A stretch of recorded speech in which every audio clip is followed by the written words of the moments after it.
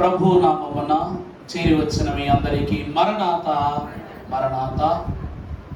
మహాపరిశుద్ధుడు, సర్వోపకారి, కృపా సత్య సంపూర్ణుడైన స్వామి యొగు యేసు క్రీస్తు ప్రభు వారి యొక్క పావన హస్తము మీకును మీ బిడ్డలకును మీ కుటుంబాలకును సదా తోడైయుండును గాక. ఆమేన్. సంతోషము. ఈ ఆనంద మాసములో ఈ ఆదివారమున దైవజనులు సెలవిచ్చినట్లు ఆదివరము అన్నారు. ఈ ఆదివరమున మొదటి దినము క్రీస్తు జన్మారాధన మాసములో మొదటి వరము ప్రభువుతో పంచుకోవటమే గొప్ప భాగ్యము. కారణం ఏమిటనగా ఈరోజు ప్రభు సంస్కార ఆరాధన.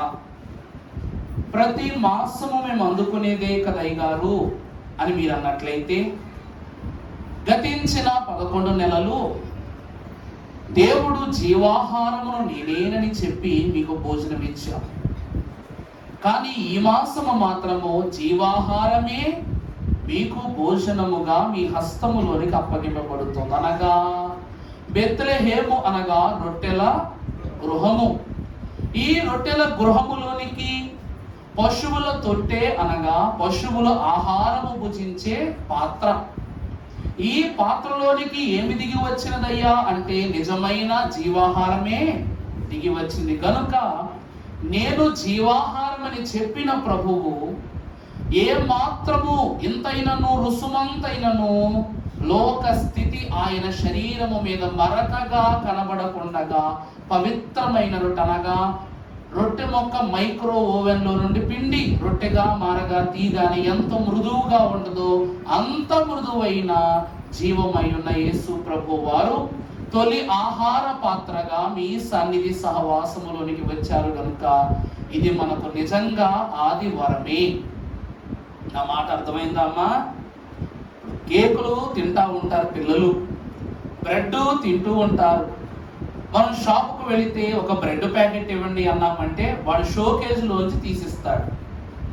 అదే మైక్రో ఓవెన్లో నుండి అలా తీసి దానిని కటింగ్ చేసి నీట్గా మనకి ఇచ్చారనుకోండి, అప్పుడు మనకు అనిపిస్తుంది నేను ఏ బ్రెడ్ కొనుక్కున్నాను?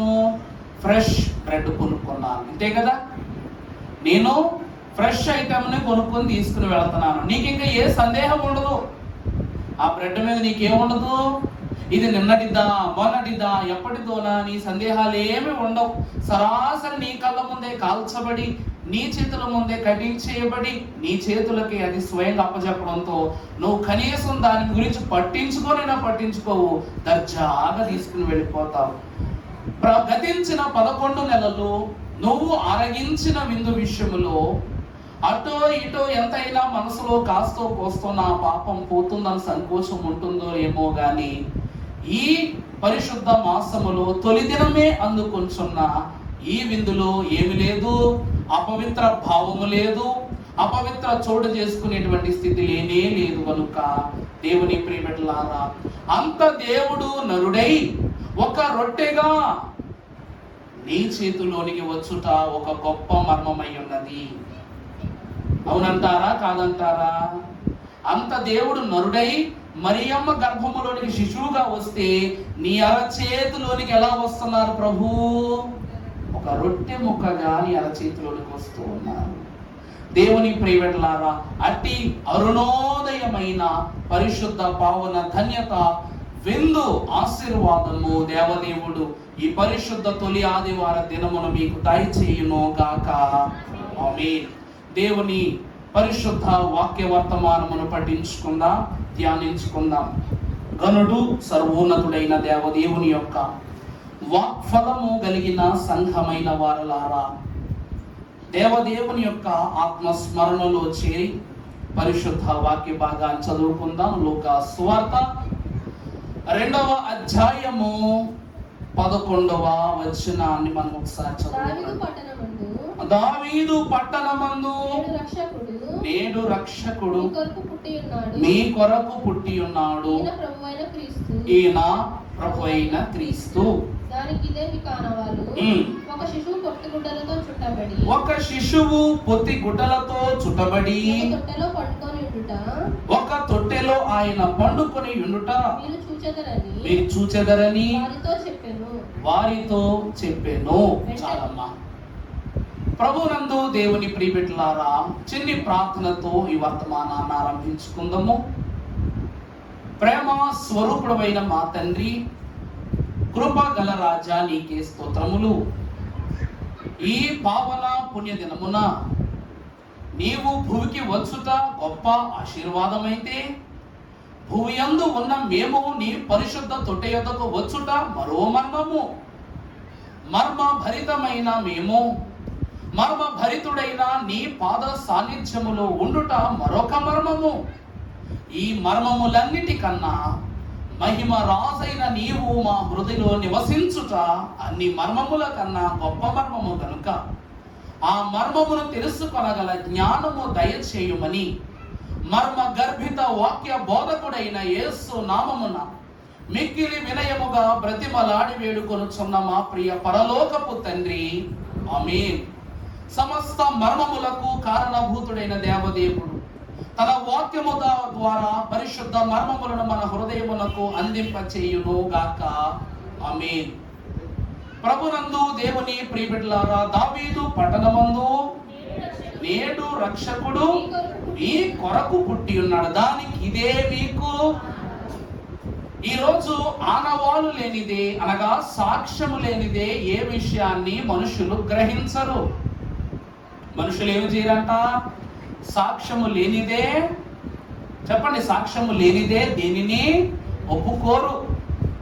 అందుకే పరిశుద్ధులకు దేవదేవుడు కూడా ఒక ఆనవాలును తెలియజేస్తున్నారు. ఏమిటి ఆనవాలు అనగా, ఒక శిశువు పొత్తి గుడ్డలతో చుట్టబడి యొక్క తొట్టెలో పండుకుని ఉండుట మీరు చూచెదరని వారితో చెప్పెను. ఈ మాట వినిన వెంటనే సర్వలోక సైన్య సమూహమంతా ఆ దూతతో కూడా నుండి సర్వోన్నతమైన స్థలముల్లో దేవునికి మహిమ, ఆయనకిష్టులైన మనుషులకు భూమి మీద. చాలా సంతోషమైన మాట. ఆనవాలు అనగా మన ఎదుట ఉంచబడిన సాక్ష్యము. ఇక్కడ మరియమ్మ గారికి గాబ్రియేలు దూత సాక్ష్యము. ఏమండి? మరియమ్మ గారికి ఎవరు సాక్ష్యం? గాబ్రియేలు దూత సాక్ష్యం. ఎందుకనగా, దయాప్రాప్తురాలా నీకు శుభము. తల్లిగారి సాక్ష్యము, తన గర్భములో ఉన్న శిశువుకు సాక్ష్యము, సందేశం ఇచ్చిన దూత. యోసేపు గారికి సాక్ష్యము గాబ్రియేలు దూత. నీ భార్య అయిన మరియను చేర్చుకొనుటకు నీవు సందేహపడవద్దు అనే మాటను చూస్తున్నాం. అలాగే గొల్లలైన వారికి సాక్ష్యము గాబ్రియేలు దూత. ఎందుకనగా, దావీదు పట్టణమందు నేడు రక్షకుడు మీ కొరకు పుట్టి ఉన్నాడు, వారికి ఒక సాక్ష్యమే. అలాగుననే జ్ఞానులైన వారికి సాక్ష్యము గాబ్రియేలు దూతే. హేరోదు యొద్దకు వెళ్ళవద్దు, మీరు ఏ దేశముల నుండి ప్రయాణం చేసి వచ్చారో మీ మీ దేశాలకు మీరు తిరిగి ప్రయాణమై వెళ్ళండి. దేవుని ప్రియమిత్రులారా, ఈరోజు రమ్మనే హక్కున్న వారికే వెళ్ళమనే హక్కు కూడా ఉంది. జ్ఞానులైన వారిని మనము గమనించినట్లయితే, తల్లి అయిన మరి గర్భము ధరించినప్పుడు అనుక్షణము గాబ్రియేలు దూత వారిని అంటి పెట్టుకునే ఉందట. ఎందుకనగా, దయాప్రాప్తురాలా నీకు శుభమని చెప్పి ప్రభు అంశను ఆమె గర్భములో పెట్టి వెళ్ళిపోయింది. మరలా ప్రత్యక్షమై, మీరు ఈ పట్టణము నుండి ఎక్కడికి వెళ్ళిపోండి, బెత్లెహేం అనే గ్రామంలోనికి వెళ్ళి నీ భార్యను తీసుకుని వెళ్ళిపోని యోసేపుకు హెచ్చరిక చెప్పగా, వెంటనే తన భార్యను ఒక గార్ధబమును ఎక్కించి తీసుకుని వెళ్ళిపోయారు. అక్కడ వెళ్ళమనే హక్కు, సందేశము తెలిపే హక్కు దూతకుంది. సంతోషమే. రెండవదిగా, గొల్లలైన వారికి ఏమని చెప్పింది? ప్రభు పుట్టారు అని చెప్పింది. ప్రభు చూచిన తర్వాత ఈ సంగతులన్నీ లోకమంతా ప్రచురించమని చెప్పింది కూడా దూతే. మూడవదిగా మనము గమనించినట్లయితే, ప్రభునందు ప్రియబిడ్డలారా, వీరందరికీ దూత సందేశం చెప్పింది, కానీ జ్ఞానులైన వారికి ప్రభువు ఫలానా దేశములో పుట్టబోతున్నాడని దూత చెప్పిందా? చెప్పలేదు. సందేశము చెప్పలేదు కానీ హెచ్చరిక చెప్తూ ఉంది. అర్థమవుతుందా అండి నేను చెప్తున్న మాట? సందేశము చెప్పలేదు కానీ హెచ్చరిక చెప్తుంది. మీరు మాత్రం హేరోదు యొద్దకు వెళ్ళరాదు, మీ దేశాలకు మీరు తిరిగి వెళ్ళిపోండి. ఒక్కొక్కరికి ఒక్కొక్క ఆనవాలు ఉంది. ఈరోజు క్రిస్మస్ పండుగ మనకు ఏర్పాటు చేయబడి ఉన్నదని ఆనవాలు మనం ఎలాగా గుర్తుపట్టాలి? ఏ ఆనవాళ్ళని చేసుకుని మనం క్రిస్మస్ చేస్తున్నాం చెప్పండి అమ్మా?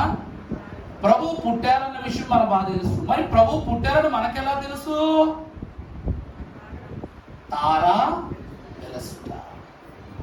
అందుకే దైవజనులు అన్నారు, నక్షత్రములో నిక్షిప్తమైన మర్మము. ఈ అంశం ఏమిటండి? నక్షత్రమునందు నిక్షిప్తమైన మర్మము. 5 మర్మాలట. పరిశుద్ధాత్మ దేవుని సహవాసము యొద్దకు చేరి వచ్చిన వారులారా, పరిశుద్ధ వాక్యములో మనము చూసినట్లయితే 8వ వచనం చదువుకుందాం. లూకాసు సువార్త 2వ అధ్యాయం. ఆ దేశములో కొందరు గొర్రెల కాపరులు పొలములో ఉండి రాత్రి వేళ తమ మందలను కాచుకొనుచుండగా ప్రభువు దూత వారి యొద్దకు వచ్చి నిలిచెను. వారు మిక్కిలి భయపడిరి. చాలు. దేవుని యందు ప్రియబిడ్డలారా, ముఖ్సూటిగా కొన్ని మాటలు వాస్తవ భరితంగా మనం ధ్యానం చేసుకుందాం. ఆకాశములో ఉన్న నక్షత్రము వల్ల మనకి ఏంటో ఉపయోగం? ఇది సమస్త ప్రపంచమునకును మహాభక్తుడైన యెషయా గారు వేసిన ప్రశ్న. ఏమిటనగా, నక్షత్రం వల్ల మనకు ఉపయోగం ఏంటి? నక్షత్రం వల్ల ఏదో ఉపయోగం లేకుండా దేవుడు దేన్ని సృష్టించలేదు కదా. ఆకాశ జ్యోతులనుగా సూర్యుని చంద్రుని సృజించారు. వాళ్ళతో సరిపోతున్నారు పగటికి రాత్రికి. మరి నక్షత్రాలు ఎందుకు? అర్థమవుతుందమ్మా? నా వైపు అలా చూడబాకండి. నేనేం సొంత మాటలు చెప్పట్లేదు, మీకు అనుగుణ్యంగా చెప్తా. ఒక మాట అడుగుతున్నాను అంతే, మిమ్మల్ని చెప్పను, కడాఖండిగా చెప్పట్లేదు. కానీ ఒక నక్షత్రమునకు, మనకు ఆకాశంలో వెలిగే నక్షత్రాలు కూడా ఎందుకు కానీ, మన గుమ్మానికి వేలాడుతున్న నక్షత్రానికి దాని యొక్క రూపురేఖలు ఏంటో చెప్పండి ఒకసారి. చూడడానికి ఎలా ఉంటది? 5 కోణాలు ఉంటది. ప్రతి కోణమంచు ఎలా ఉంటదంట? పదునైన సూది వలె ఉంటదట. ఆ నక్షత్రము వెలుగిస్తుందట. ఆ నక్షత్రము నీ గృహాన్ని అలంకరిస్తుందట. ఆ నక్షత్రం ఇంకేం చేస్తుంది చెప్పండి? ఒక ఆహ్లాదాన్ని నీ మనస్సులో కలిగిస్తుందట. ఎలాంటి ఆహ్లాదమయ్యా అంటే, ఆకాశములో ఉన్న చుక్కే ఎక్కడికి వచ్చేసింది చెప్పండి? నీ గృహపు వాకిటిలోనికి వచ్చిందని ఒక ఆహ్లాదాన్ని ఇస్తుందట. ఆ చుక్క ఏం చేస్తుందనగా, నువ్వు అనగా క్రీస్తు ప్రభువారి యొక్క సూక్ష్మం ఏదైతే ఉన్నదో అది నీ గృహము ఎదుట ఉంచి, నా ప్రభువు నా ఎదుటే ఉన్నారని ఒక సమాధాన అంతస్తును కూడా కలిగిస్తుందట. నక్షత్రమునకు 5 కోణాలు. ఒక్కొక్క కోణము ఒక్కొక్క ఆశీర్వాదాన్ని వాక్యంలో చూపిస్తారు. మొదటి కోణము వెలుగు. నక్షత్రం ఏమిస్తుంది? వెలిగిస్తుంది. సూర్యునికి చంద్రునికి అంత కాదు కానీ అది కూడా కొద్దో గొప్ప వెలిగిస్తుంది. రెండవది అభయాన్ని ఇస్తూ ఉంది. రెండవది ఏమిస్తుందంట? అభయము అనగా సూర్యుడు బానే ఉంటాడు, చంద్రుడు బానే ఉంటాడు, కానీ సూర్యగ్రహణం రాగానే సూర్యుడు మాయమైపోతాడు, చంద్రగ్రహణం రాగానే చంద్రుడు మాయమైపోతాడు. గ్రహణాలు దాకా ఎందుకు? అమావాస్య వస్తే చంద్రుడు ఏమైపోతాడు? మాయమైపోతాడు. ఈ పెద్ద జ్యోతులకు అదృశ్య శక్తిని పెట్టిన దేవుడు చుక్కలకెందుకు అమావాస్య పెట్టలేదు? చుక్కలకెందుకు గ్రహణాలను పెట్టలేదు? ఈ చుక్కట ఈరోజు మనం చూడండి, అమావాస్య అయినా సరే 6 బయట మంచాలు వేసి పడుకుంటాం. ఎందుకో తెలుసా? ఆకాశములో ఉన్న నక్షత్రాలను చూస్తూ, ఆ చిన్ని చిన్ని ముత్యాలను చూస్తూ మనం ఏమవుతామట? సేద తీరుతామట.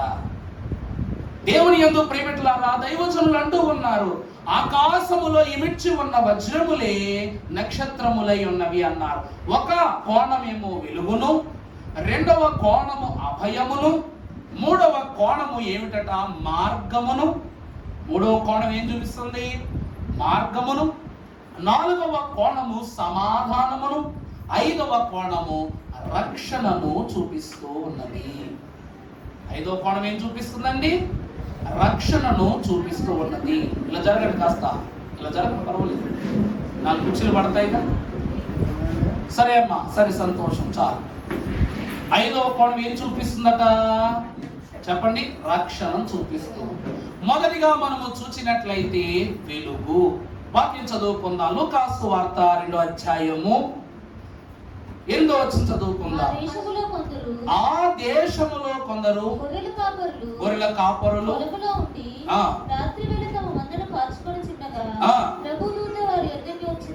ప్రభువు దూత వారి యొద్దకు వచ్చి నిలిచెను.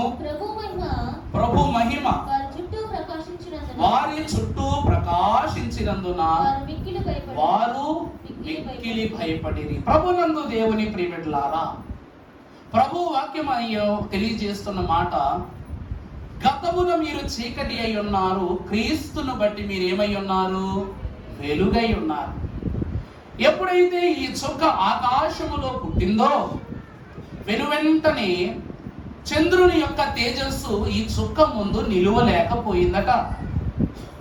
పగటి వేళ కూడా దైవజనుల దేవదాసయ్య గారు అన్నారు, రాత్రిని ఏలుటకు చంద్రుని, పగటిని ఏలుటకు సూర్యుని దేవుడు చేశాడు, గాని ఈ రెండిటినీ ఏలిందే తూర్పు చుక్క అన్నారు. ఎందుకంటే జ్ఞానులు 2 వత్సరాలు పైబడి ప్రయాణం చేశారు. పగలు ప్రయాణం చేశారు, రాత్రి ప్రయాణం చేశారు. రాత్రి కాలం అయితే చంద్రుడి పక్క చుక్క కనబడుతుంది, మరి సూర్యుడు వస్తే చుక్కలు కనబడతాయా? మరి ఎలా వచ్చారు వాళ్ళు? సూర్యుని ఏలేటువంటి సూర్యుని కూడా దాటి దాని తేజస్సు ప్రకాశించింది కనుక 2 వత్సరాలు పైబడి వారు ఆ చుక్కను చూస్తూ ప్రయాణం చేశారంట. ఇది ఏమి అనగా వెలుగు. దేవుని వాక్యము యెషయా గ్రంథము 60వ అధ్యాయము ప్రారంభమును మనం చూసినట్లయితే, నీకు వెలుగు వచ్చి ఉన్నది, లేము, తేజరిల్లుము, యెహోవా మహిమ నీ మీద ఉదయించును. చాలండి. ఈ నక్షత్రము ఏమంటూ ఉన్నదంటే, చాలు చాలు, సర్వలోకమా ఇక చాలు, చీకట్లో బ్రతికించాలు, పాపములో బ్రతికించాలు, శ్రమలో బ్రతికించాలు. ఇప్పుడు ఏం చేయనువు? లెమ్ము, తేజరిల్లుము, నీ మీదకు యెహోవా మహిమ నీ మీద ఉదయించి ఉన్నది. దేవుని యందు ప్రియబిడ్డలారా, చీకటిని చీల్చి వెలుగును దాటి ఈ పరిశుద్ధ నక్షత్రము తన వెలుగును ఈ లోకమునకు అందించిందట. ఎంత గొప్ప ఆశీర్వాదం అయ్యా అంటే, ఒక వచనాన్ని పరిశుద్ధ వాక్యములో చూద్దాం. ఎఫెసీయులకు రాసిన పత్రిక 5వ అధ్యాయము 8వ వచనమును మనం చదివినట్లయితే,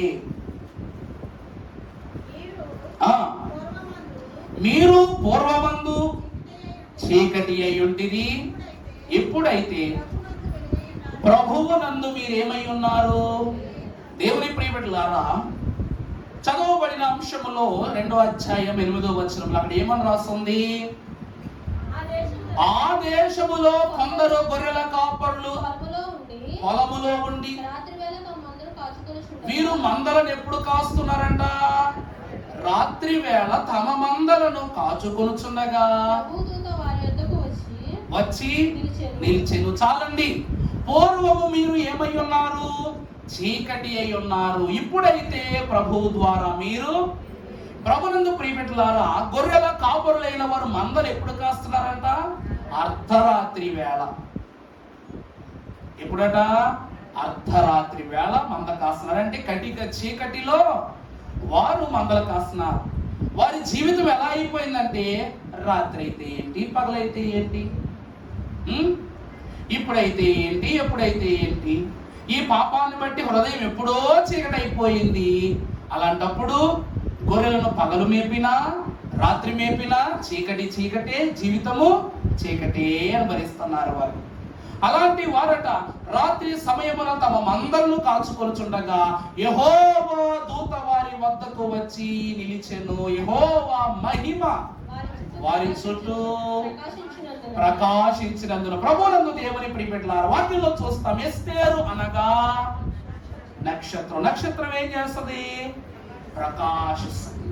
ఆకాశ నక్షత్రములో ఉన్న పరిశుద్ధ అంతస్తు దూత యొక్క సమూహముగా చేర్చబడి వారి మధ్యకు వచ్చి నిలవగానే ఏమైపోయిందంట?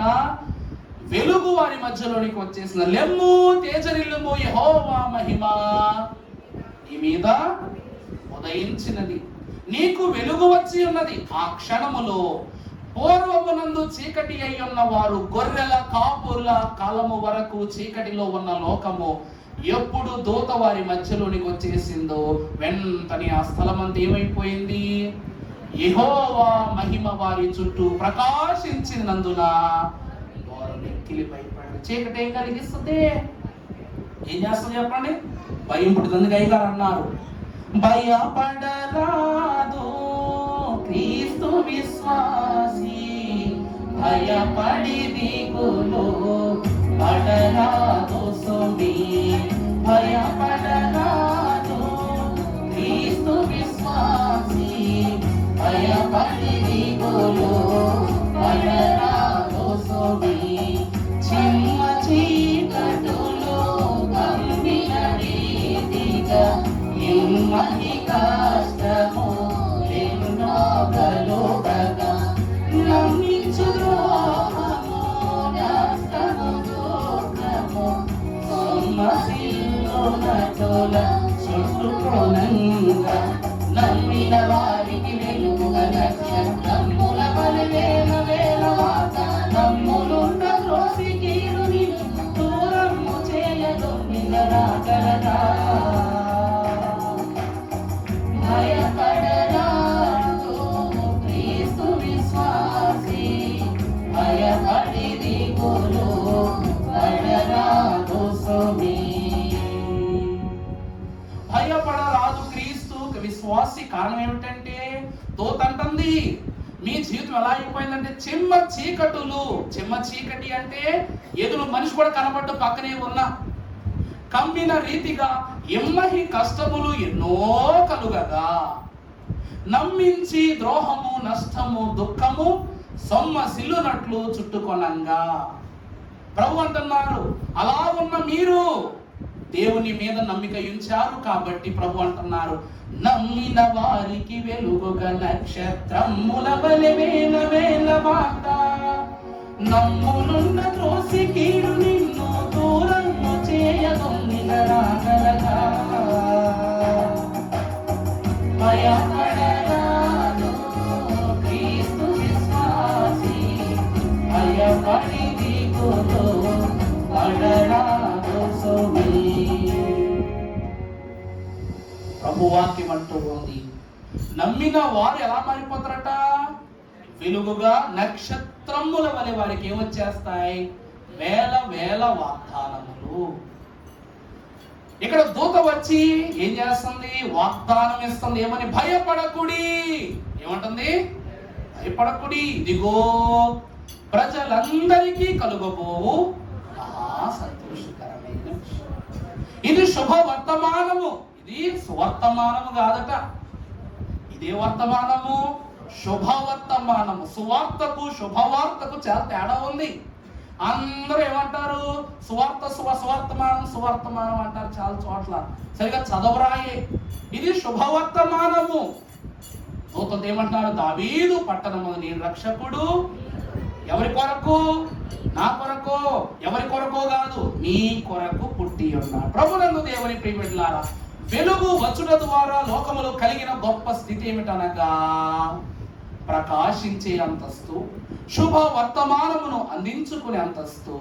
దేవుని సంఘమా, మనం చూస్తూ ఉంటాం అదే వాక్యములో 2వ అధ్యాయంలో చూసినట్లయితే యెషయా గ్రంథము 60వ అధ్యాయం 2వ వచనం, చూడుము భూమిని చీకటి కమ్ముచున్నది, కటిక చీకటి జనములను.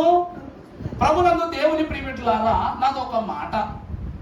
దేవుడైన యెహోవా ద్వారా మా దైవజనులైన దేవదాసయ్య గారు గ్రహించుకుని స్థిరపరుచుకున్న గొప్ప మాట కృప వెంబడి కృప. ఉదయకాలం చెప్పాను మీకు ఆ మాటని.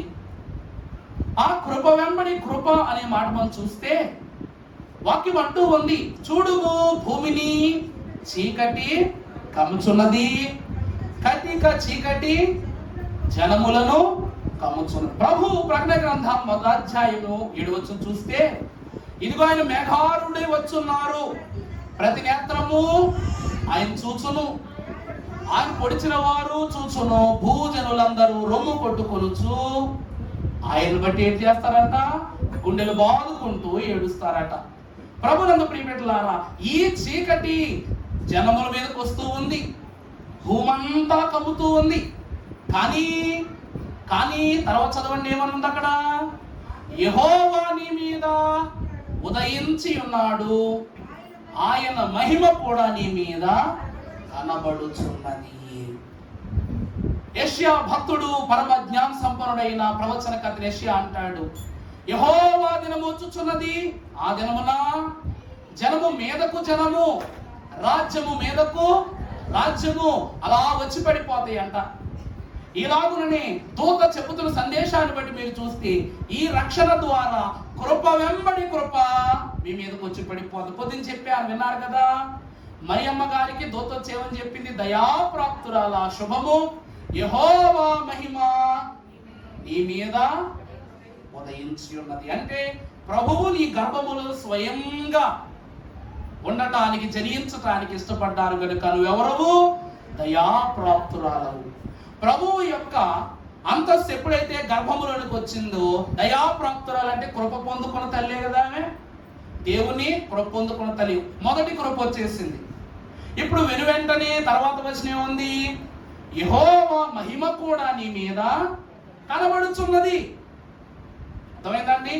గర్భములోనికి శిశువు ఎప్పుడైతే వచ్చేసిందో, పరలోకములో మహిమ కూడా మరి అమ్మగారి మీదకి వచ్చేసింది. కాబట్టి ఎలిజబెత్ అమ్మగారు అంటారు, నా ప్రభువు తల్లి నా యొద్దకు వచ్చుట నాకెలాగు ప్రాప్తించెను. దేవుని ప్రియమిత్రులారా, ఇప్పుడు తల్లికి కృప వచ్చేసింది. ఆ దృశ్యమును చూచి నా ప్రభువు తల్లి నా యొద్దకు వచ్చుట నాకెలాగూ ప్రాప్తించును అని ఆమె అనగానే ఆమెకు కృప వచ్చేసింది. ఎప్పుడైతే గర్భములో ఉన్న బాప్తిస్మమిచ్చు యోహాను గారు గంతులు వేస్తూ ప్రభువు రాకను గమనించుకున్నాడు, ఆ తల్లి కృప వెంబడి ఈయన కూడా వచ్చేసింది, కృప వచ్చేసింది. దేవుని ప్రియమిత్రులారా, ఇదిగో లెమ్ము తేజరిల్లుము, నీకు ఏమొచ్చి ఉన్నది? ఆనాడు మొదలైన వెలుగు ఈనాటి వరకు మనం ఏం చేస్తున్నాం? పొందుతూనే ఉన్నాం. ఎంత ఘనముగా పొందుతున్నామంటే, జ్ఞానులైన వారు 2 సంవత్సరాల పైబడి ప్రయాణం చేస్తూ ఉన్నా వారికి అలసట రాలేదు, వారి ఒంటెలకు అలసట రాలేదు. వారి ప్రయాణాలలో దైవజనులు అన్నారు, ఎలాగైతే ఇశ్రాయేలీలను నడిపించినప్పుడు దేవుడు వారి బట్ట నలగకుండగా, పాదమరగకుండగా, ఆయుష్ కాలము దిగకుండగా ప్రభు కనానుకు నడిపించారో, అలాగే జ్ఞానులు కూడా అలసట లేకుండగా, ఆయువు మారకుండగా, బలహీన పడకుండగా తూర్పు దేశము మొదలుకొని షాబా, తోయెఫెలా అనే ప్రాంతములన్నీ దాటి వీరు బెత్లెహేమునకు ఒక చుక్కను ఆధారం చేసుకుని వచ్చారు. ఆనాడు కూడా అంతే. వాక్యం ఏమంటుంది? నీకు తోడై ఉంటిని, నీ మనవిని ఆలించియుంటిని, అన్నిటి నుండి నిన్నాదారించిన తండ్రి ఆనందముతో స్తోత్రించుచుండుము, నీవే యని నందిగా, యేసు నాకు నీవే యని నందిగా. ఏమిటంట? అన్నిటి నుండి నిన్ను ఆదరించిన తండ్రి ఆనందముతో. వారి ప్రయాణాన్ని మర్చిపోయారు, ప్రభువును చూడగానే వారి శోధనలు మర్చిపోయారు, వారి శ్రమలు మర్చిపోయారు, వారి బలహీనత మర్చిపోయారు, అన్నిటి మర్చిపోయారు. వచ్చేసి ఏం చేస్తున్నారు? వారు పశువుల తొట్టెలో ప్రభు యొద్దకు వచ్చి ఏమంటున్నారు? ఎవరు నాదా అంటున్నారా? చెప్పుకోండి, సుమయోను ప్రవక్త మాటలు తూర్పు జ్ఞానులు ఖండిస్తారేంటి మీరు? వారు వచ్చేమంటున్నారు, పరిశుద్ధులకు ప్రభువును గురించి వారు అంటున్నారు అన్నమాట. ఇదిగో ఇదిగో యూదా వంశములో పుట్టిన జనించిన ఆ మెస్సయ్య ఎక్కడ ఉన్నాడు? మేము ఆకాశమునందు ఉన్న తూర్పు చుక్కను చూచి మేము ఆయన వెతక చూసి వచ్చి ఉన్నాము గనుక ఆయన ఎక్కడా అని ఎవరి దగ్గరికి వచ్చి అడుగుతున్నారు? హేరోదు దగ్గరికి వచ్చి అడుగుతున్నారు అన్నమాట. ఆ తరువాత బిడ్డను కనుగొన్న తరువాత వారందరూ ఆ పశువుల పాకలోకి వెళ్ళి ప్రభువు పశువుల తొట్టె చుట్టూ నిలబడి, మేము ఎవరు చూడడానికి వచ్చాము? యూదుల రాజుగా పుట్టిన వాడు ఎక్కడా అని మేము వచ్చాము. కానీ వెంటనే వారు ఆ బాబుని చూసి ఏమంటున్నారు? ఈయన యూదుల రాజు కాదు, సర్వలోకమునకు రాజై ఉన్నారు. అంటే లెమ్ము, నీ మీదకి ఏమొచ్చి ఉన్నది? వెలుగొచ్చిన యెహోవా మహిమ వారి మీద ప్రకాశించటను బట్టి యూదుల రాజును కనుగొనటానికి వచ్చిన వారు దేన్ని చూచారంట? దేన్ని చూచారంట చెప్పండి, చెప్పాలమ్మా. సర్వలోక ప్రభువును. మధ్యలో సైతాన్ గోడల యొక్క బయట ఈ పార్సల్ అనవసరంగా పెట్టి వస్తున్నారు, మీరు డిస్టర్బ్ అయిపోతున్నారు. అసలు సంతోషం.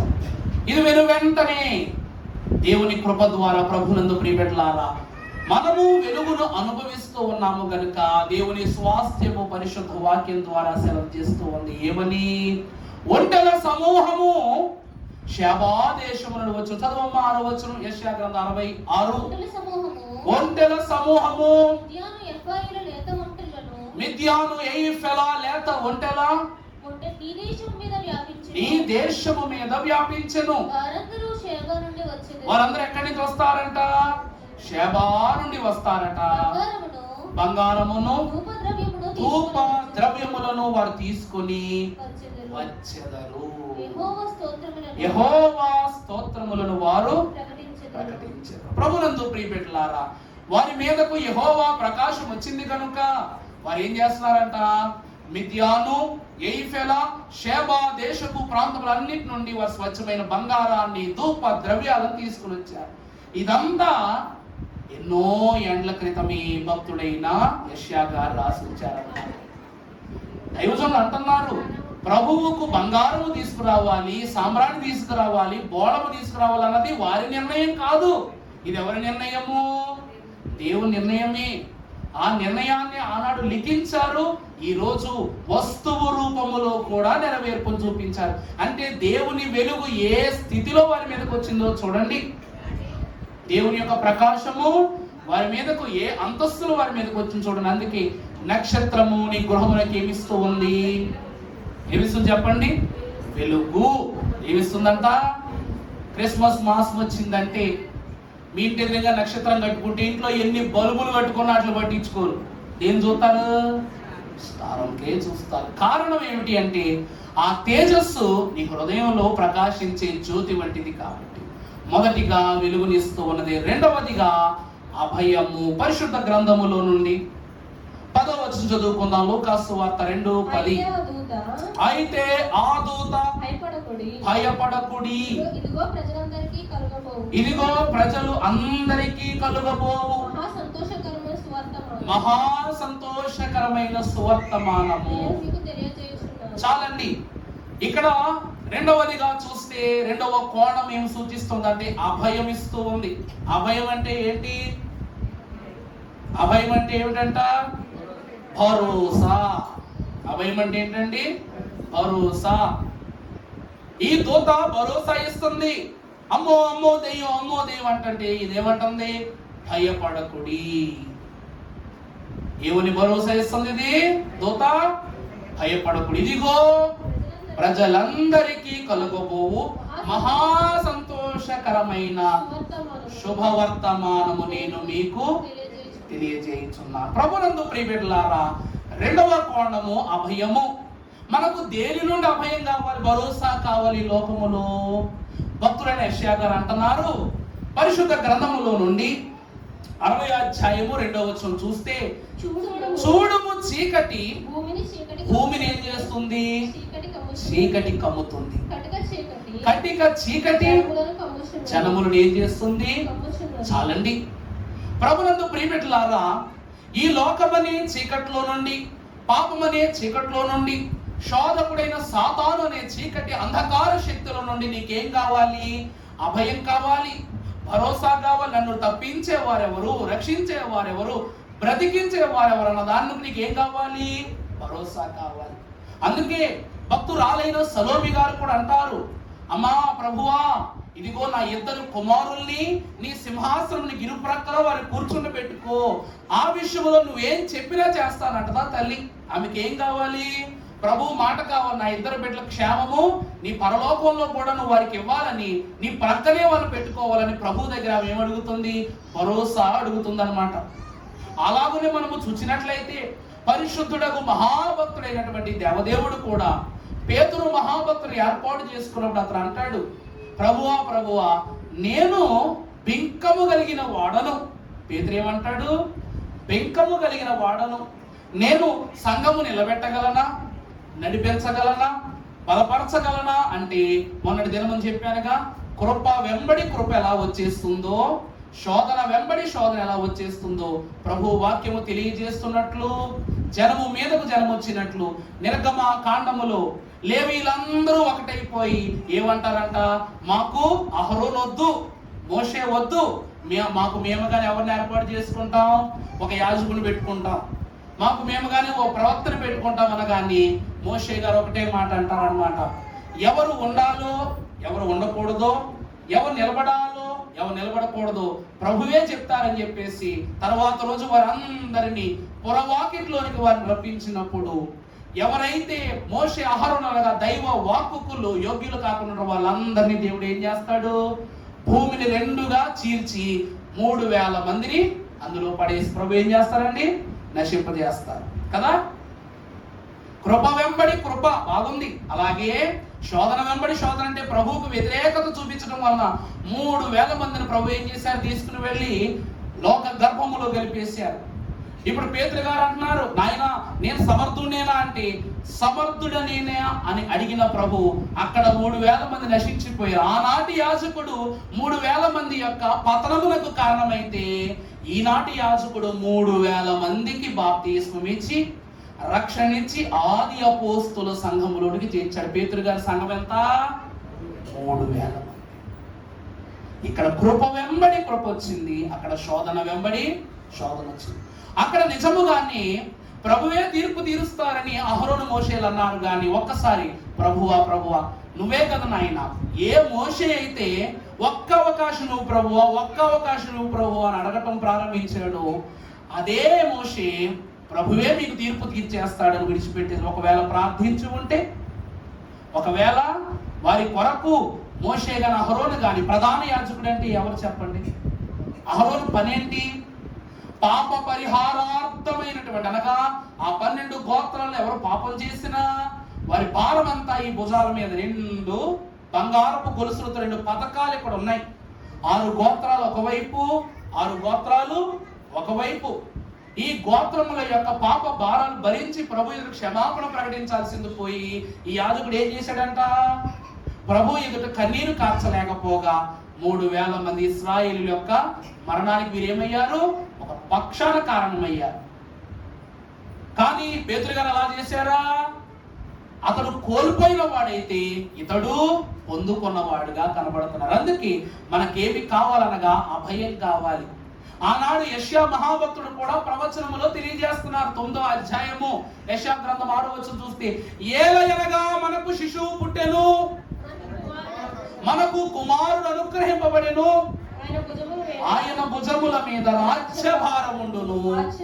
చూడండి ఆశ్చర్యకరుడు, ఆలోచనకర్త, బలవంతుడైన దేవుడు, నిత్యుడగు తండ్రి, సమాధానకర్తయకు అధిపతి అని ఆయనకు ప్రభువును ప్రియబిడ్డలారా, ఇంతకంటే గొప్ప భరోసా ఇవ్వగలరు ఎవరైనా? యెషయా గారే భరోసా ఇస్తున్నారు. ఏమని? ఖచ్చితముగా ఏలయనగా మనకెవరు? శిశువు పుట్టెను. పుడతాడు కాదు, పుట్టెను. మనకు ఎవరు అనుగ్రహింపబడ్డారు? కుమారుడు. అంటే నీకు ఇంతవరకు ఉన్న శోధన తొలగించే కుమారుడు మనకు అనుగ్రహింపబడ్డాడు. ఆయన భుజముల మీద ఏముండును? ఆనాటి అహరోను మహాభక్తుడు భుజాల మీద మోయవలసిన బాధ్యతను ఏం చేశారంట? మోయలేక వారిని విడుచును బట్టి వారి పతనానికి ఓ వంతు కారణమయ్యారు. కానీ ఈయనెవరు? ఎవరు చెప్పండి? నశించిన దానిని వెతకి రక్షించువాడు గనక ఆయన భుజాల మీద ఏముంది?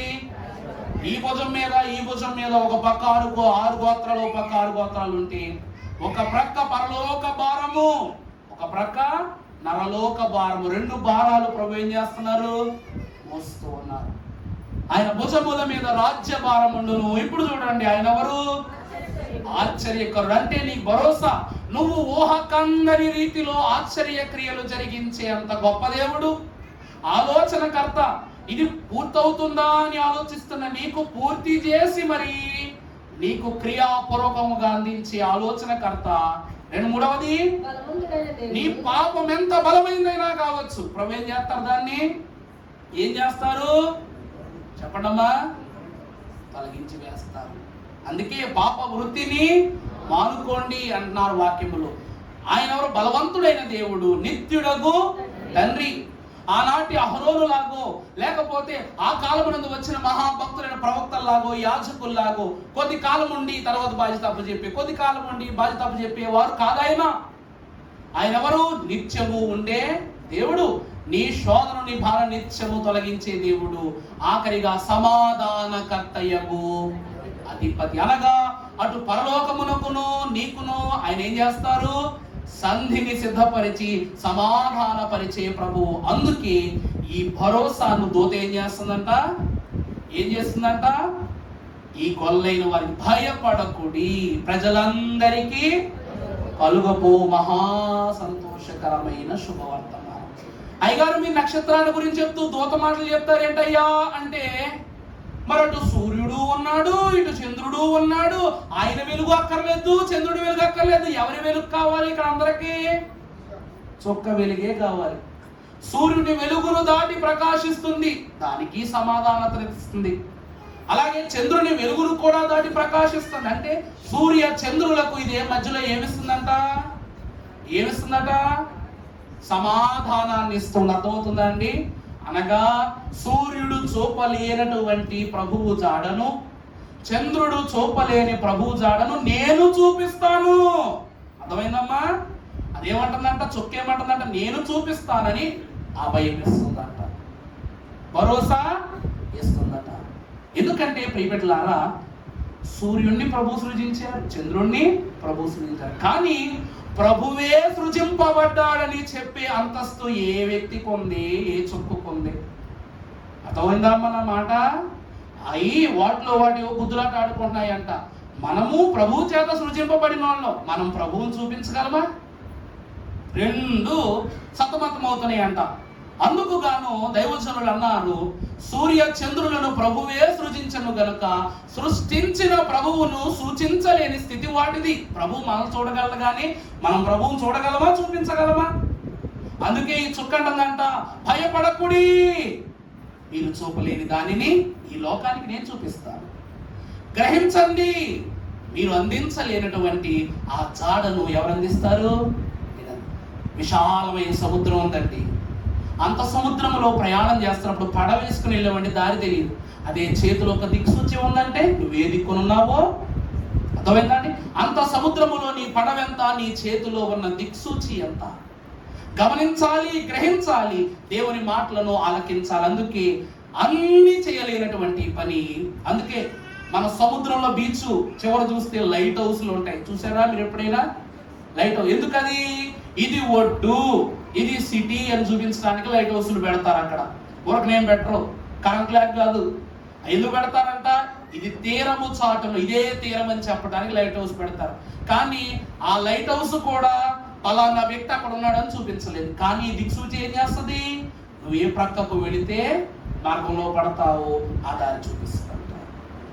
అర్థమైందమ్మా? ఈ చుక్క కూడా సూర్యునికి చంద్రునికి ఏమిస్తుంది? అభయం ఇస్తుంది. దూత కూడా ఈ గొర్రెల కాపురులైన వారికి భయపడుకుని ప్రజలందరికీ కలుగబోవు మహా సంతోషకరమైన శుభవర్తమానాన్ని తెలియజేశారు. రెండవది, ఈ నక్షత్రం ఏమిస్తూ ఉన్నదయ్యా అంటే అభయాన్ని ఇస్తూ ఉంది. మూడవదిగా చూసినట్లయితే మార్గము. పరిశుద్ధ వాక్యములో మనము గ్రహించినట్లయితే 12వ వచనం చదువుకుందాం. లూకాసు వార్త. దానికి ఇదేమి కానవాలు ఒక్క శిశువు పొత్తిగుడ్డలతో చుట్టబడి యొక్క తొట్టెలో ఆయన పండుకొని ఉండుట మీరు చూచిదని వారితో చెప్పెను. వెంటనే పరలోక సైన్య సమూహము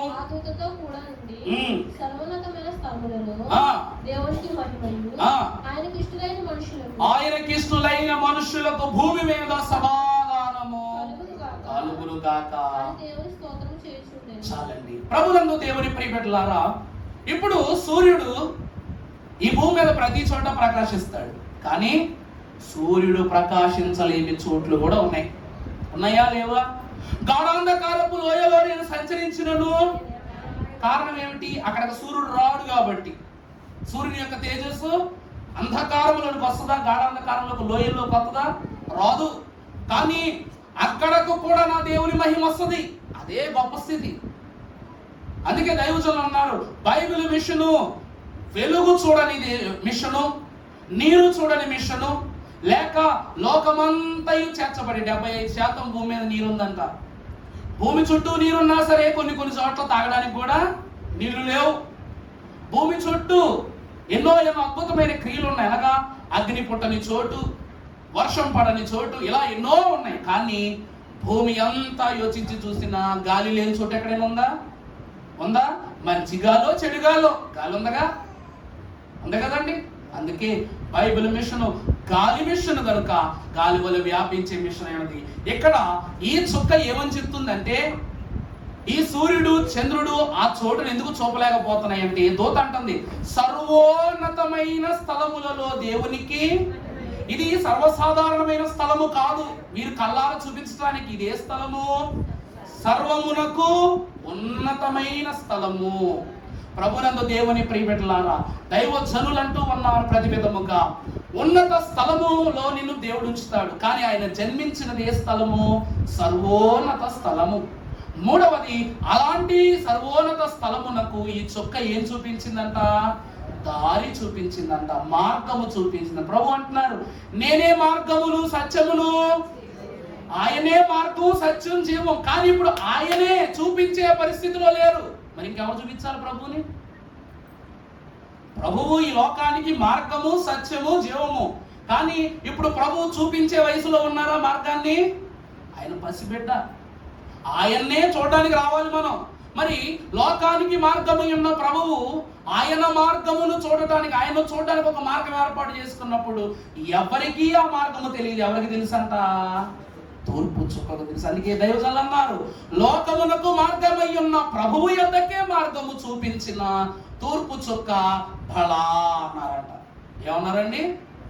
సృష్టికే మార్గమై ఉన్న క్రీస్తు ప్రభువును, ఆయన జాడను మాకు చూపి మార్గము సరళము చేసిన తూర్పు చుక్క నువ్వెవరు? బలా అన్నారట.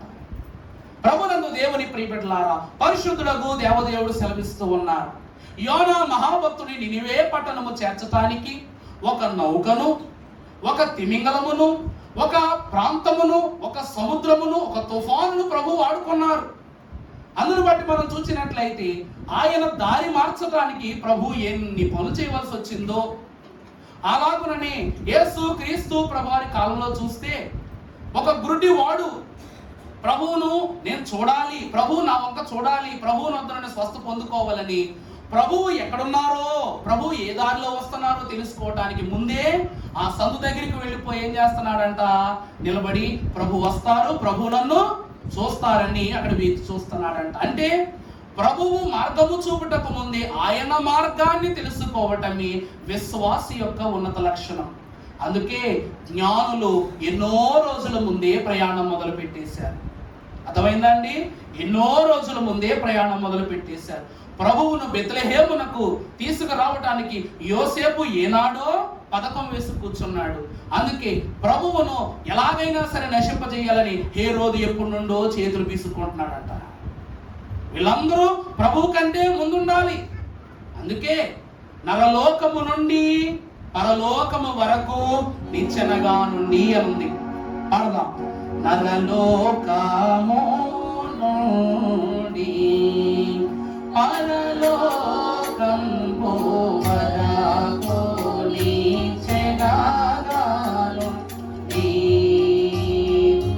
నరులకు ముందుగా నడచుచు మోపికి సరిగా కొనిపోవు సోసిరమైన మార్గంతో నీవే యనిగన్నిగా యేసునాము నీవే యనిగన్నిగా.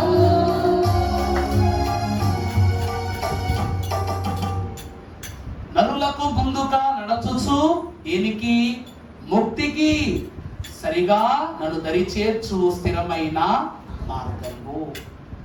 జ్ఞానులైన వారంట ఎన్నో దినాల నుండి చొక్కను పట్టుకునే వచ్చారంట. వచ్చి వచ్చి వచ్చి వచ్చి ఎక్కడికి వెళ్ళకూడదో అక్కడికి వెళ్ళిపోయారు. ఎక్కడికి వెళ్ళిపోయారు చెప్పండి? హేరోదు దగ్గరికి వెళ్ళిపోయారు.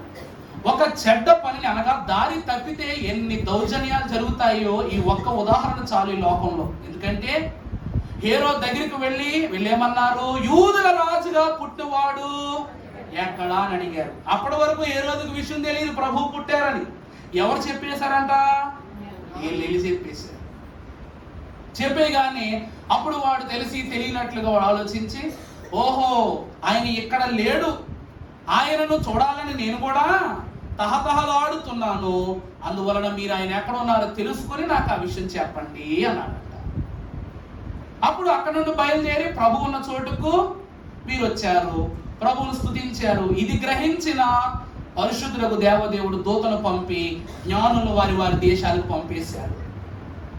చెప్పలేదు కదా, విషయం చెప్పలేదుగా. హేరోదుకు చెప్దామని వెళతంటే వాళ్ళు వేరే దారి మళ్ళీ చేసి మీరు మీ దేశాలకు వెళ్ళిపోండి, హేరోదుకు చెప్పాల్సిన అవసరం లేదా అంది. ఇలా ఉండటం వలన ఈ జ్ఞానులు చేసిన అజ్ఞానమైన పని వల్ల ఎంత కష్టం వచ్చి పడిందో తెలుసా? మొదటిగా క్రూరుడైన హేరోదుకు ప్రభు జన్మవా తెలిసిపోయింది. దాంతోపాటు ప్రభువు ఎక్కడున్నారో తెలియలేకపోగా ప్రభు వయసులో పుట్టిన ప్రతి బిడ్డని ఏం చేశాడు హేరోదు? చంపించేశాడు. ఎంతమంది బిడ్డలు చచ్చిపోయారు. అందుకే దారి మారింది అంటే ఏమైపోతాము చెప్పండి? దేవుని దారి మారామంటే ఏమైపోతాం? అంతే, ఇంకా శోధంలోకే. ప్రభు అంట రమ్మని పిలుస్తారంట, సాతాను దా దా అని పిలుస్తాడు. ఎట్లా పిలుస్తాడు?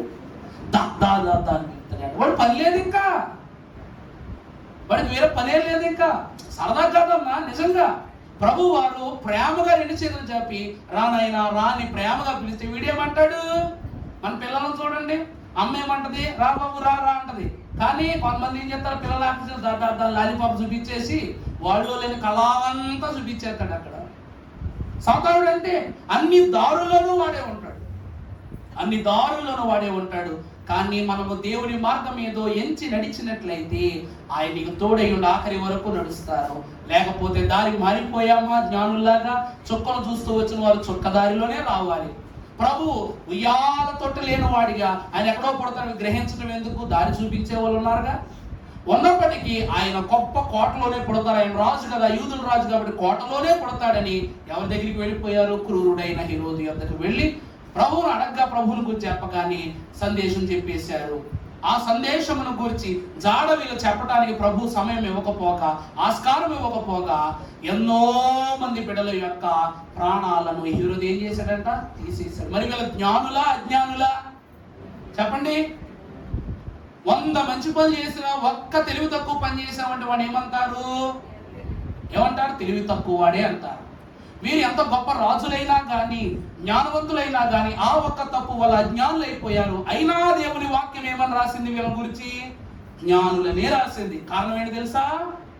యూదుల రాజును వెతక చూచ వచ్చిన వీరు సర్వలోకమునకు రాజయ్యున్న ప్రభువును గుర్తించారు కాబట్టి వీరెవరంట? జ్ఞానులు. అర్థమైందా అండి? ప్రభువును యూదుల రాజు అంటూ వారు వచ్చారు కానీ వారు ఎవరిని చూశారు చెప్పండి? సర్వలోకమునకు రాజైన ప్రభువును చూశారు కాబట్టి అందును బట్టి పరిశుద్ధ వాక్యము వారిని జ్ఞానులు అంది. అందుకే మార్గము దాటిపోకూడదు. ఆ మార్గము దాటారు కాబట్టి కష్టం వచ్చి పడింది. ప్రభునందు ప్రియబిడ్డలారా, ఈ చుక్క మార్గాన్ని చూపించిందట. ఇక 4వది చూసినట్లయితే సమాధానము. పరిశుద్ధ వాక్యములో మనము గమనించినట్లయితే 14వ వచనం చదువుకుందాం. సర్వోన్నతమైన స్థలములలో దేవునికి మహిమ, ఆయనకు ఇష్టులైన మనుష్యులకు భూమి మీద సమాధానము కలుగునుగాక. ప్రభువునందు దేవుని ప్రియబిడ్డలారా, ఆయనకు ఇష్టులైన మనుష్యులకు భూమి మీద సమాధానం. అందుకే నీకిష్టులైనట్టి లోకవాసులకు, నీకిష్టులైనట్టి లోకవాసులకు నాగమానదు శాంతి రంజిల్లు వరకు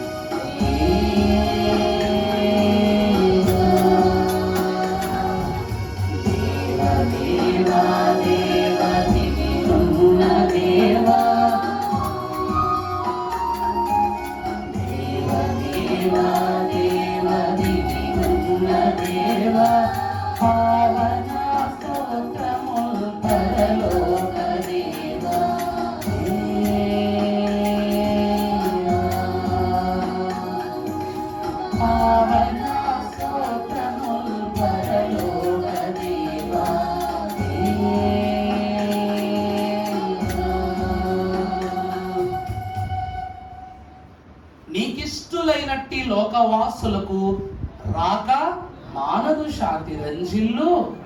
అంటే రంజిల్లు వరకు రాకమానదనగా ఇక ఈ ఆశీర్వాదాలను విడిచిపెట్టి వెళ్ళిపోతేమో అనే దిగ్భ్రాంతి విశ్వాసి పొందనక్కర్లేదు. ఇది ఖచ్చితమైనది, నిశ్చయమైనది, నిరంతరము నిలిచిపోయేది అని అర్థం. ప్రభువు ఏమై ఉన్నారనగా, ఎలయనగా మనకు శిశువు పుట్టెను, మనకు కుమారుడు అనుగ్రహింపబడిను, ఆయనెవరు? ఆశ్చర్యకరుడు, ఆలోచనకర్త, బలవంతుడైన దేవుడు, నిత్యుడగు తండ్రి, సమాధానకర్తయగు. ప్రభువు ఏ విషయంలో మనకు సమాధానకర్తగా లేరు? అన్ని విషయాల్లోనూ సమాధానకర్తగానే ఉన్నారు. ప్రభువునందు దేవుని ప్రియబిడ్డలారా, దైవజనులు అంటున్నారు, బాప్తిస్మము విషయములో కూడా ప్రభు సమాధానంగానే ఉన్నారంట. ఎందుకంటే అప్పటికి యోహాను కొద్ది మందికి బాప్తిస్మం ఇచ్చారు. ఎప్పుడైతే యేసు క్రీస్తు ప్రభు వారికి బాప్తిస్మం ఇచ్చారో ఇంకా పుచ్చుకొనవలసిన వారు మిగిలిపోయారు. వారికి ఆత్మ బాప్తిస్మం ఇచ్చు నిమిత్తము ప్రభు వారు యోహాన్ అన్న మాటలు, ఇదిగో యోహాన్ ఏమంటాడు, ఇదిగో నా తరువాత వచ్చువాడు ఏమై ఉన్నారు?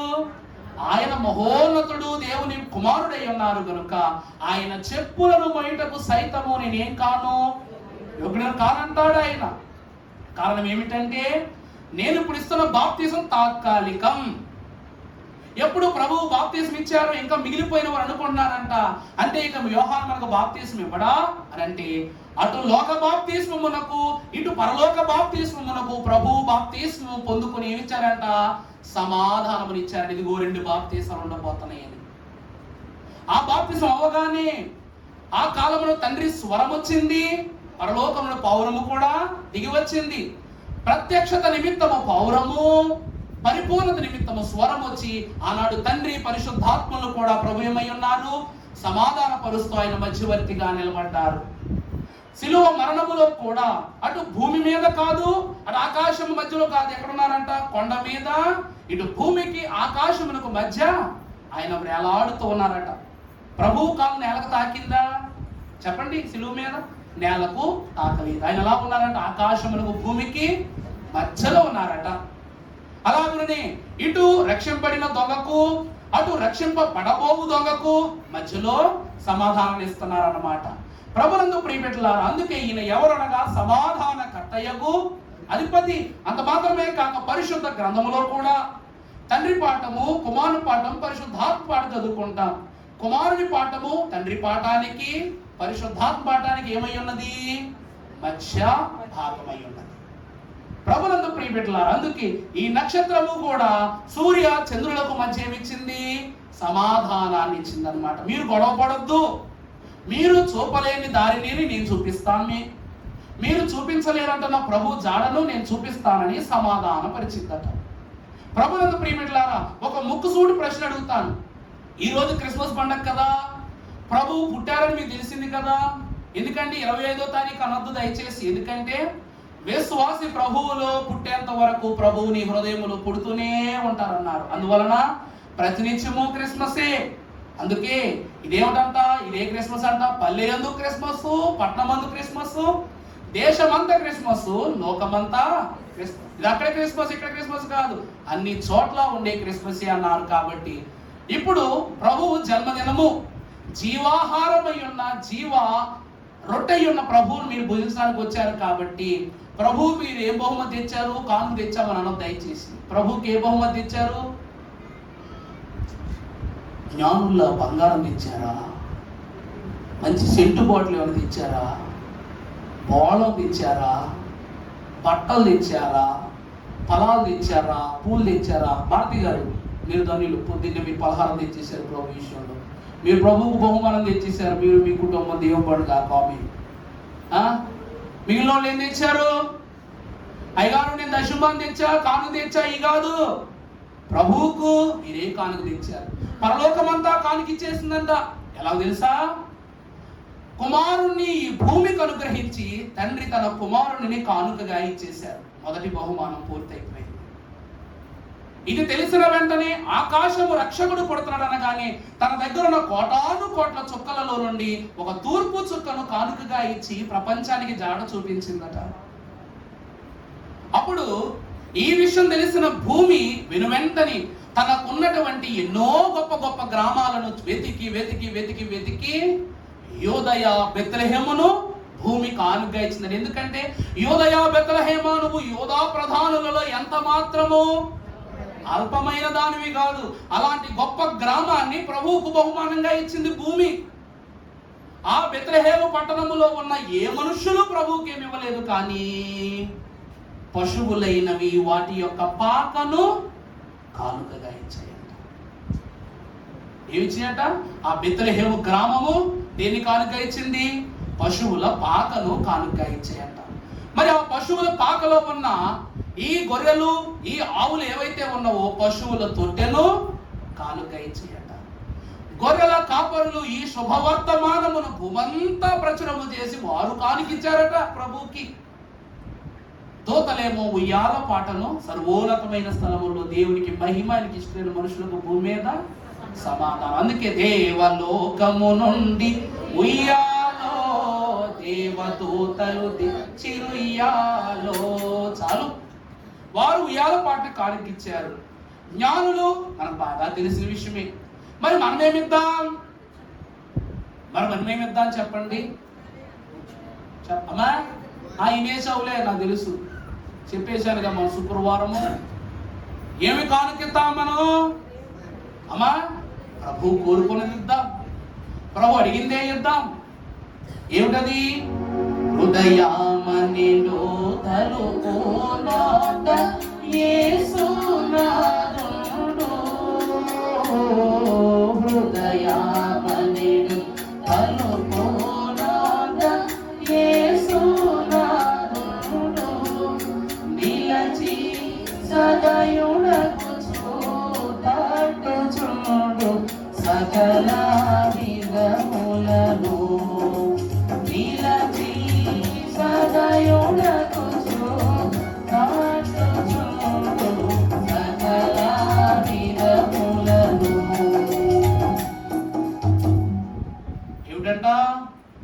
ఎందుకు ఈ మాట అంటున్నానంటే, తల్లి అయిన మరియమ్మను యోసేపు గారు జాగ్రత్తగా తీసుకొచ్చి, అమ్మ నా భార్య నిండు చోళాలు, మీ గృహములో ప్రసవించడానికి స్థలం ఉంటే ఇవ్వండి అన్నారు. వారు ఏమన్నారంట? లేదు లేదయ్యా, మా ఇంట్లో చూడలేదు. ఇలా అన్ని గృహాలకు వెళ్ళి వారు అడగటము, వాళ్ళు లేదని చెప్పటం. అందుకే అక్కడి నుండే మొదలైందని. హృదయం అనేది తలుపు యొద్ద యేసు నాదుండు, అంటే ప్రభు గర్భములో ఉన్నటువంటి అంతస్తును ఎలిజబెత్ అమ్మ గారి గర్భములో ఉన్నటువంటి యోహాను గారు గ్రహించారు. కానీ ఈయన గర్భములో జనిస్తున్నారని కళ్ళారా చూస్తున్న మనుషులు ఏం చేయలేకపోతున్నారు, గ్రహించలేకపోతున్నారు. అందుకే ఎంతసేపు నిలబెట్టెదవు యేసు నాదతని అని ఉంటది చరణం, చూసారా? నువ్వు ఎంతసేపు నిలబెడతావు అలాగా. మరి అమ్మగారు ఎంతసేపు నిలబెట్టారు వారు చెప్పండి? వారు ఇవ్వకపోగా, లేదమ్మా ఇక్కడ లేదు, ఆ ఇల్లు చూడండి, ఆ ఇల్లు చూడండి, ఆ ఇల్లు చూడండి. అందుకే ప్రియపెట్టలారా, ఆనాడు ప్రభు నీ గృహంలో రానివ్వలేదు కాబట్టి సాతానుడు నీ గృహంలోనే ఉండి ఏం చేస్తున్నాడు? పక్కనే ఉన్నాడు పగాడు, నీ గృహంలోని నీ సంఖ ఎక్కి నేనేం చేస్తున్నాడు? శోధన పెడుతున్నాడు. అందుకే ఈ శోధనలో నుండి తప్పించి ప్రభువుతో సమాధానపరచటానికి ఆ తూర్పు చుక్క ఇచ్చు సందేశ మూలముగా ప్రభు ఈ లోకమునకు వచ్చిన వారైనారు. 4 అయిపోయింది. ఆఖరిది ఏంటో? రక్షణ. నీకు వెలుగు వచ్చి ఉన్నది, లెమ్ము. రక్షణ కదండి ఇదంతా. నీకు ఏమొచ్చింది? వెలుగు వచ్చిందని దాని అర్థం ఏంటి? ఆ వాక్యమే శరీరధారి అయి కృపా సత్య సంపూర్ణునిగా మన మధ్య నివసించెను. ఈ మాటను యోహాను జరిగిన తర్వాత రాస్తే జరగక ముందు రాస్తున్నాడు భక్తుడైన యెషయా. ఏమని? లెమ్ము, తేజరిల్లుము, యెహోవా మహిమ నీ మీద ఉదయించెను. నక్షత్రము యాకోబులో ఉదయించెను, రాజదండము ఇశ్రాయేలును నిలిచెను. దేవుని ప్రియబిడ్డలారా, ఆయన ఎవరు? ఆశ్చర్యకరుడు, ఆలోచనకర్త, బలవంతుడైన దేవుడు. ఈ బలవంతుడైన దేవుడు మోకరిల్లి ఒక పాత్ర చేత పట్టుకుని లోక పాప భారమును ఒక పాత్రలో ఉంచి ఆయన ఏమంటారంటే, తండ్రి నీ చిత్తమైతే దీన్ని నా యొద్ద నుండి తొలగించు, నీ చిత్తమైతే. అర్థమైందండి? నువ్వు నన్ను ఇక్కడికి పంపావు, కానీ పంపిన దానికన్నా అధిక పాప భారము నా హస్తములలో కనబడుతూ ఉన్నది కనుక నీ చిత్తమైతే దీన్ని ఏం చేయి? తొలగించు, నీ చిత్తమే సిద్ధించునుగా. కానీ పాత్రలోని తాగా అంటే తండ్రి యొద్ద నుండి బలాన్ని కోరుకుంటూ ఉన్నారు. ఎంత బలం అనగా నీ పాపాన్ని మోసేంత బలము, నీకు రక్షణను అనుగ్రహించేంత బలము. ప్రభువునందు దేవుని ప్రియబిడ్డలారా, వచనాన్ని చూద్దాం. పరిశుద్ధ గ్రంథములో 11వ వచనం చదవండి. లోకా 2:11. నేడు రక్షకుడు మీ కొరకు. ప్రభువునందు ప్రియబిడ్డలారా, నేడు రక్షకుడు మీ కొరకు పుట్టి ఉన్నాడు. యేసు అనగా, క్రీస్తు అనగా ఆయన రక్షకుడా, అభిషిక్తుడా? చెప్పండి. యేసు అని ఎవరు పేరు పెట్టారు? ఏమండి? యోసేపు గారు యేసు అని పేరు పెట్టారంట. మరి క్రీస్తు అని ఎవరు పేరు పెట్టారు?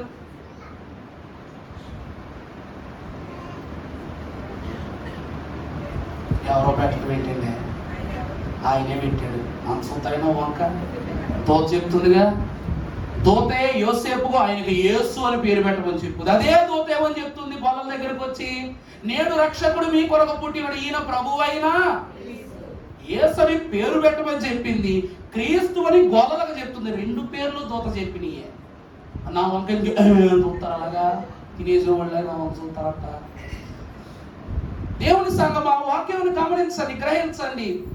యోసేపు, తండ్రి అయిన యోసేపు అంటున్నాడంట, ప్రభువుకు అనగా రక్షకుడిగా వస్తున్న ఆ ప్రభువుకు సర్వలోకమునకు ఆదాము అవ్వలైన ఆది నరులకు నామకరణము చేసిన దేవదేవుని ప్రియ కుమారునికి యోసేపు గారు ఏం చేశారంట?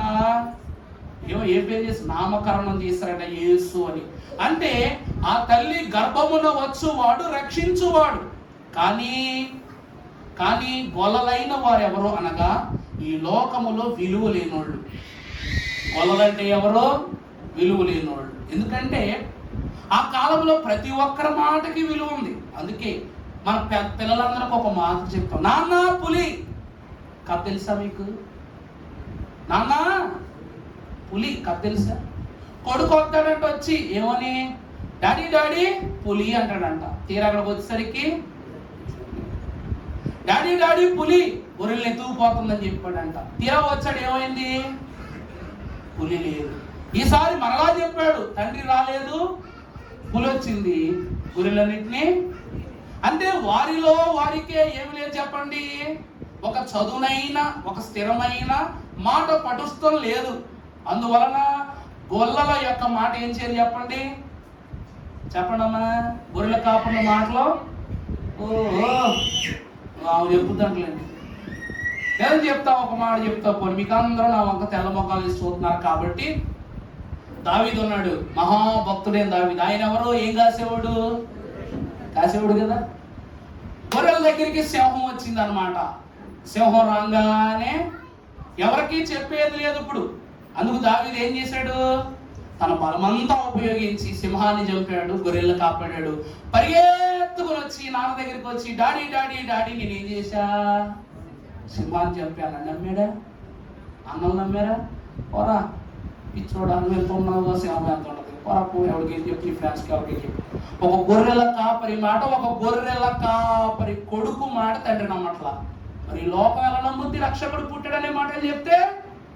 అర్థమైందని నేను చెప్తున్నమాట. నాన్న పులి మేక వద్దులే, పోనీ మన దావీదు గారు కూడా గొర్రెల కాపరేగా, ఈయన కూడా ఇదే మాట చెప్పాడు, తండ్రి నేను సింహాన్ని చంపా, ఎలుగుబంటిని చంపా. నమ్మలా. ఎప్పుడైతే వారి కళ్ళెదురుగా సింహాన్ని గొలియాతును దాటి మహా అజానబాహుడు సింహాన్ని ఎలుగుబంటి దాటి అజానబాహుడు గొలియాతును చంపారు, అప్పుడు అన్ని నిజాలైనవి అన్నమాట. గొర్రెల కాపరులైన వారు ఈ శుభవర్తమానమును రుజువు చేయుట నిమిత్తము రక్షకుడు నేడు పుట్టి ఉన్నాడని ఆ వర్తమానము చెప్పగానే వెంటనే సర్వదేశములలో ఉన్న వారు వచ్చేసారంట. అందుకే ప్రియమిత్రులారా, గొల్లల యొక్క మాట సువార్త అన్నారు. గొల్లల మాట ఏంటండి? సువార్త అన్నారు. అది అబద్ధంగా చెప్పినంత సేపు లోకం నమ్మలేదు. ఎప్పుడైతే దేవుని మాటగా వారు బోధింపసాగారో అప్పుడు ఏమైపోయింది, వారి మాటలు నెరవేర్పులైపోయాయి. ఏమైపోయినాయి? అందుకే నేడు రక్షకుడు, గొల్లలైన వారు రక్షణకర్త యొక్క రాకడను గూర్చి లోకమంతా ప్రచురం చేశారంట. అందుకే కీర్తనల గ్రంథము 18వ అధ్యాయం 46వ వచనం చదవని ముగించుకున్నారు.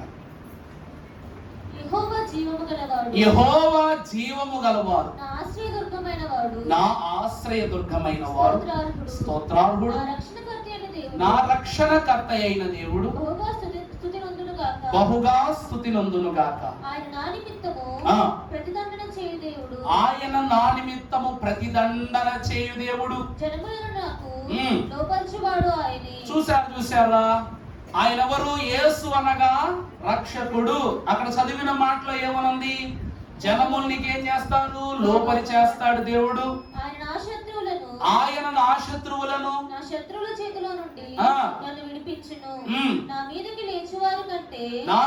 లేచువారి కంటే నన్ను హెచ్చించుదువు. ఏమిటంట? ఎత్తుగా నన్ను రక్షించడం అంటే ఏంటి? రక్షించడం అంటే ఏంటి? అందులో ఉన్న మాట కదా. రక్షించడం అంటే ఏంటి? కాపాడేసి వదిలేయటమా? చెప్పండి. గొర్రెలను కాపాడేసి దావీదు వదిలేశాడా? ఆ మందలన్నీ జాగ్రత్త చేసి ఇంటికి తీసుకొచ్చి అన్ని జాగ్రత్త పరచు, అప్పుడు చెప్తున్నాడు తండ్రికి నేను సింహాన్ని చంపానని. ఈ రక్షకుడైన ప్రభువు కూడా అంట, ప్రభు వాక్యం ఉంది, నా శత్రువుల ఎదుట నీవు నాకు భోజనం సిద్ధపరచుదు, నూనెతో నా తల అంటి ఉన్నావు. యెహోవా నా కాపరి, నాకేమి లేమి కలుగదు. ఏమీ కాదు, లేమి అనగా శోధన, శ్రమ, ధనధాన్యాలు ఏవైనా సరే ఈ లోకములో నిన్ను శోధించే ప్రతి చిన్న విషయము లేమియే. అంటే ఎంత రక్షణ ప్రభువు నీకు ఇస్తున్నారో చూడండి. దేవుని ప్రియబిడ్డలారా, గ్రహింపుతో ప్రభు వాక్కును బట్టి ముందుకు సాగినట్లయితే రక్షణకర్త అయిన ప్రభు అంటది. అందుకే రక్షకుండు దయించినాడట మన కొరకు పరమ రక్షకుండు దయించినాడట.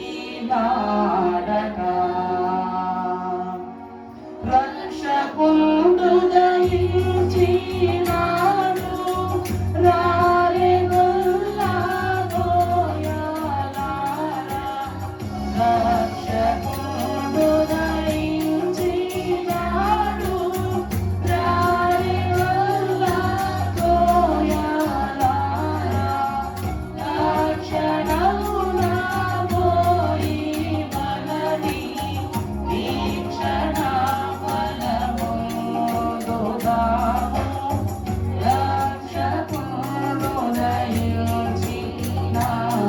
దేవుని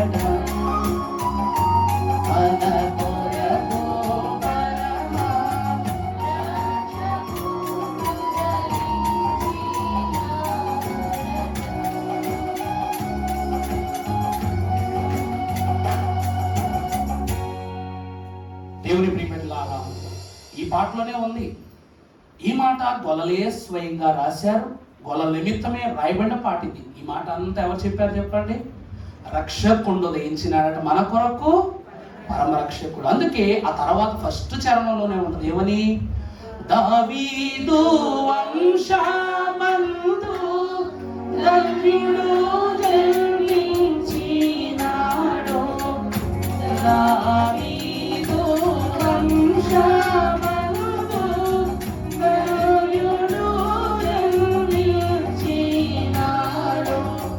దేవుడగు యెహోవా మన నీకు చేరి చూచినాడు,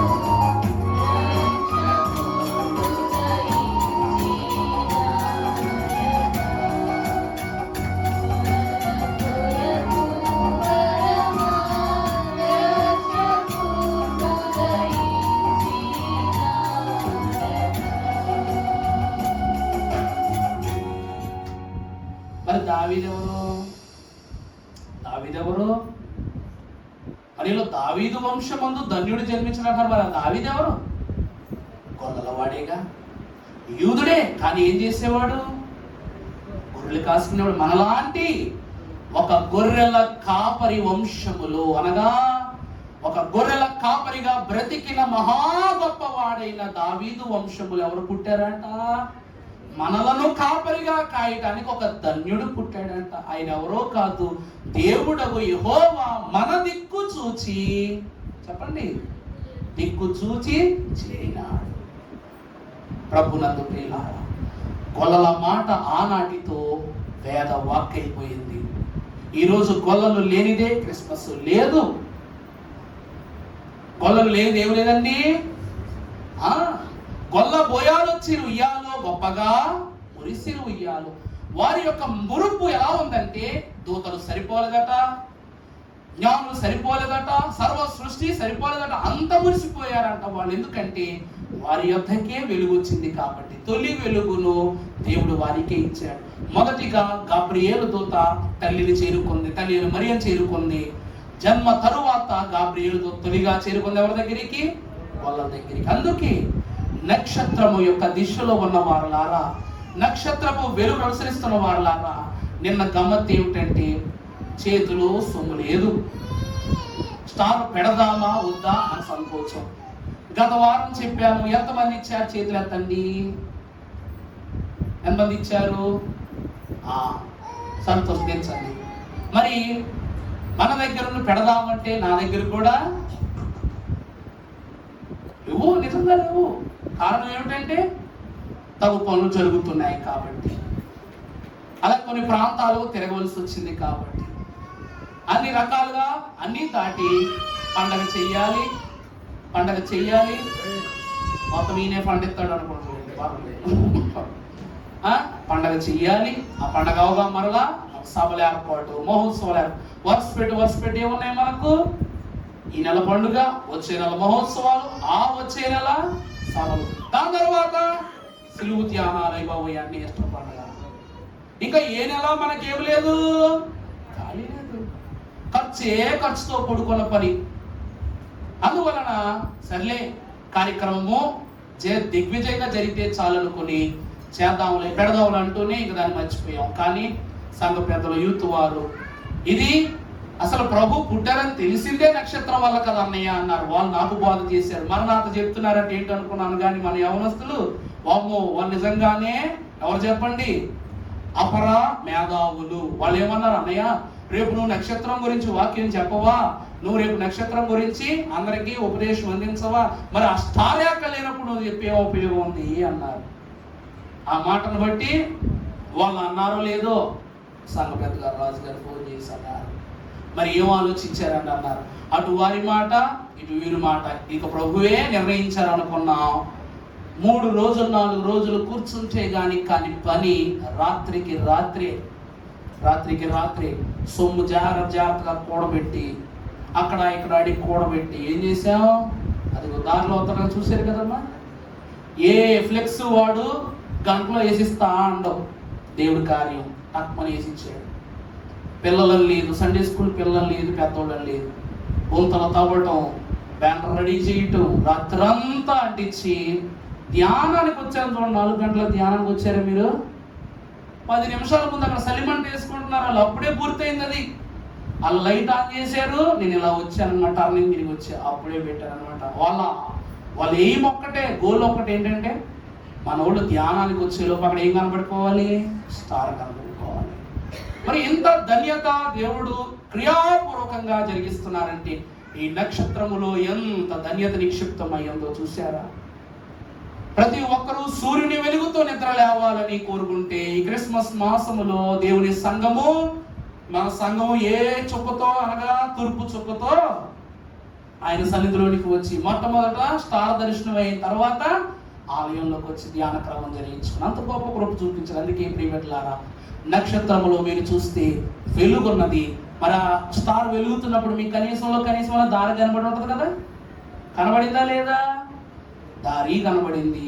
మూడవదిగా సమాధానం, అనగా ఈ రోడ్డుకి ఆ రోడ్డుకి మధ్యలో పెట్టించాం. 3 రోడ్లకు మధ్యలో పెట్టించాం. సమాధానంగా ఏం పెట్టించాం? సమాధానంగా పెట్టించాం అన్నమాట.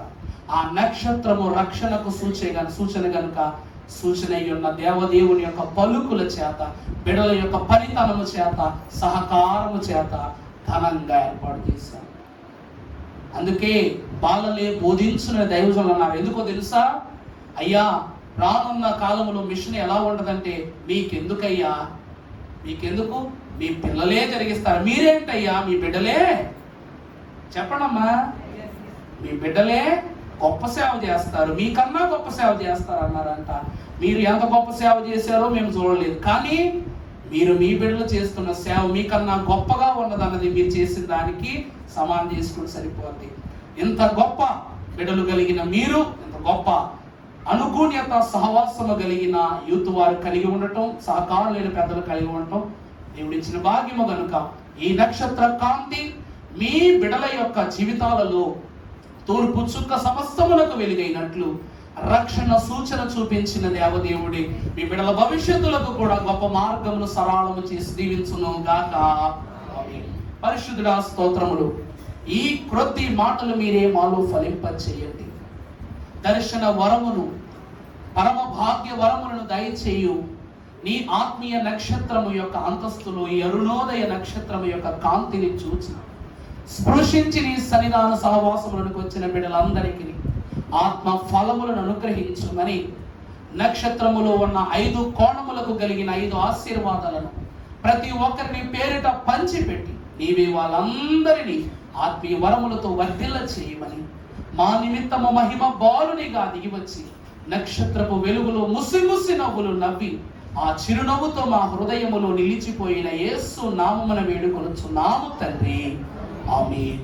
పరిశుద్ధులకు ప్రభువు సదా తన ఆత్మహస్తమును మీకు తోడుగా ఉంచి దీవించును గాక. మరణాత. ఈ సమయమున కానుక సమర్పణ జరిగించుకుందాము.